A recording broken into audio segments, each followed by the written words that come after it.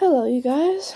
I know it's been a while, but we're back with fanfics. Yay! I know you guys have waited so long, and I thank you for your patience. So this one's a little bit different than my usual ones. I don't know if I said that before. I probably have, but this one is actually a 4 different love interests. So it's gonna be all kinds of fun, which means it has 4 different parts of the stories, and it's a Shinso / Denki / Dabi / Aizawa ex-listener. They're all going to have their own little sections. So, yeah. Here we go. Oh, it's called Hugs, and it's written by me, of course. Yeah. Let's jump right in. Part 1. Shinso.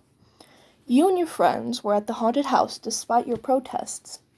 Little did they know, you had a strange habit. Usually, whenever people get scared or threatened, their natural instinct, fight or flight, would kick in, but for you hugged the person or thing that scared you. The first few scare rooms weren't enough to make you jump. That was until you found yourself alone, having been separated from your friend group. You were walking through a hallway when a flash of purple, white, and red fell down hanging from the ceiling. You screamed and hugged the object as tight as you could. About 5 minutes passed, and you finally opened your eyes to see a pair of tired purple eyes staring right back at you. You recognized him and quickly let go. "Oh my gosh, I am so sorry." Shinso shrugged his shoulders and got down to stand upright. "At least you didn't punch me in the face." Part 2. Denki. It was a pretty normal day in the common room of the dorms in Class 1A. You were hanging out with Uraraka, watching a horror movie, when the power went out. On an instinct, you clinged onto Uraraka and whispered, "Why did the power go out?"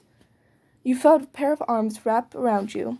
At first, you thought it was Uraraka hugging you back, but then you realized the person you were clinging onto had nothing on their chest. You screamed, and the lights turned back on, for only you to see Denki wearing a crap-eating grin, and he yelled, "Gotcha!" Part 3. Dabi. It was like every other night on patrol. That was until you rounded a dark corner and got jump-scared by someone, which made you hug that someone. You quickly realized that you were doing so and let go. "I am so sorry, sir." You cut yourself off short when you saw who it was. No other than the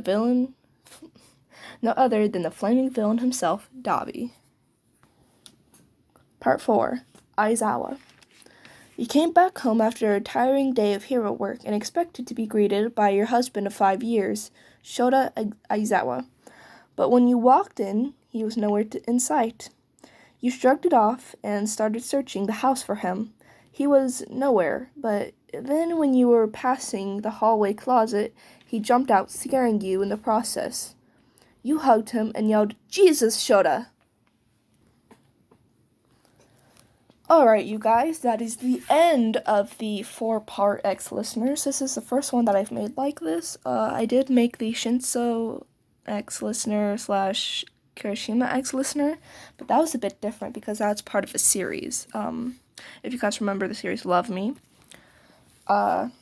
So yeah, later tonight, tonight, it will be within 2 hours, I hope so, if I'm lucky enough, but you will be getting a Deku ex-listener one, and it will be wholesome fluff. Just a warning now in case you're sickened by that. I know I am sometimes.